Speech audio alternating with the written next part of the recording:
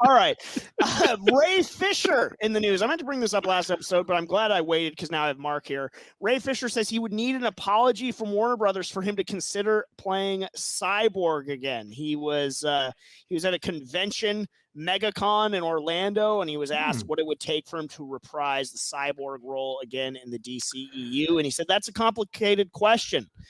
And he sort of took a little time to answer. He said, I think ultimately how people spend their money determines what happens and what does not happen in this business, and particularly in comic books, DC, and all of that. For me, there's a lot of stuff behind the scenes. Obviously, I've not been shy about talking about all of the things that have occurred over the last year, the back and forth that I've had personally and publicly with Warner Brothers Pictures, Walter Hamada, and the rest of the crew over there.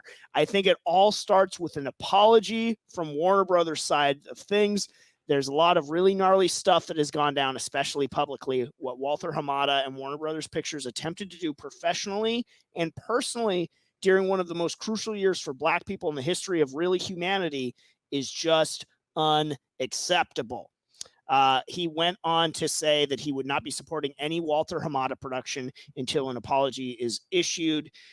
He acknowledged his difficult situation because he's a DC fan through and through, loves the characters, but he did recognize that sometimes you got to give up what you love to do what's right. Hey, that's right out of Spider-Man 2. Sometimes you got to be steady. So big, bold words demanding an apology. I must say, good on you, Ray Fisher. Any sort of salvo that you can, sort of toss at Walter Hamada and Ann Sarnoff is good by me. So this is a shot right across the bow of both of them. I love that he went public with this, demanding an apology. I can't think of I guess on the other side, we got ScarJo suing Disney on one side, and we've got Cyborg demanding a public apology. Come bow down before me. Mark, as the chief science officer of Star Labs, what say you? I mean, I don't need Ray Fisher again. Is that so wrong to say? You're siding with management. No, not necessarily. Like, are you saying with Star Labs? I'm not clamoring. Like, here's the thing. Here's the thing. Here's the thing. I love Batman. I've had many Batmans. I love Superman. I've had many Supermen. Right? Do I need Ray Fisher as Cyborg? Like, I've had many cyborgs already. Look at Doom Patrol.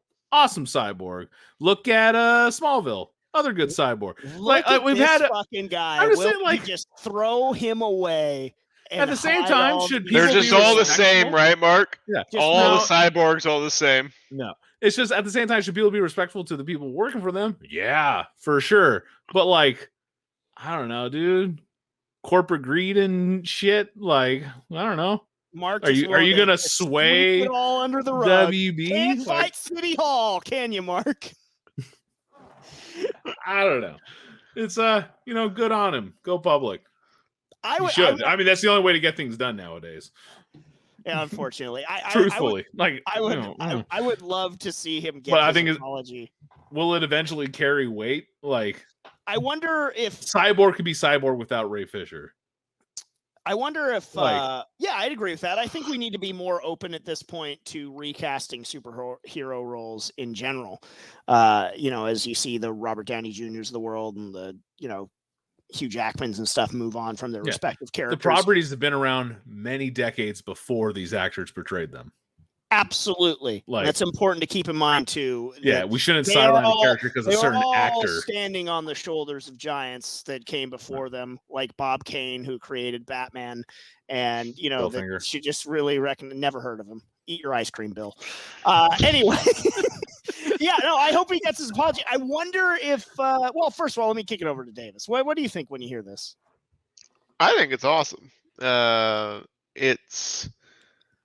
It was something that really spoke to him and felt very strongly about, and I agree with him, quite honestly. And the way they treated that character was, I don't know, just a disservice to what it was, and we saw what it could have been later on. Snyder's was good, way better.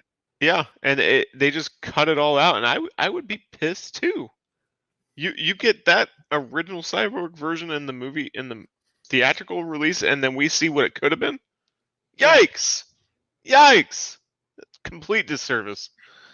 So I get where he's coming from. I doubt they're gonna give her an apology unless they get a lot of attention. I don't think they're gonna, because I barely heard about this too. So I just don't think Hashtag restore the Fisherverse. I just don't think it's going to get very far. Ann Sarnoff. I wonder if they fire Ann Sarnoff and Walter Hamada, if he will come back to it. Because they don't like money, so knowing the corporation. But that's the thing, is that the parent company and like some of the bigger wigs, I think there is pressure on Ann Sarnoff and Walter Hamada. So I wonder if they get the old heave-ho and the Snyderverse is actually restored, if he will come marching in through the door with Zacky Snyder back into the kingdom. I think that he will. But I love that he's just blatantly asking for an apology from Walter Hamada here. I wish he'd invoked Ann Sarnoff by name too, because certainly she needs to come correct as well with everything. But he wasn't personally wronged by her or so directly. And I don't think it would take much to get an apology if this gets traction. I just haven't seen personally how much traction it is getting. I mean, we're talking about it, so it's got to be getting something, because we're big media. So, yeah, no, I barely know what's going on. I'm pretty out of my element.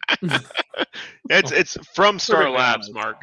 You should know. It was in the press release. The Stones work, meh.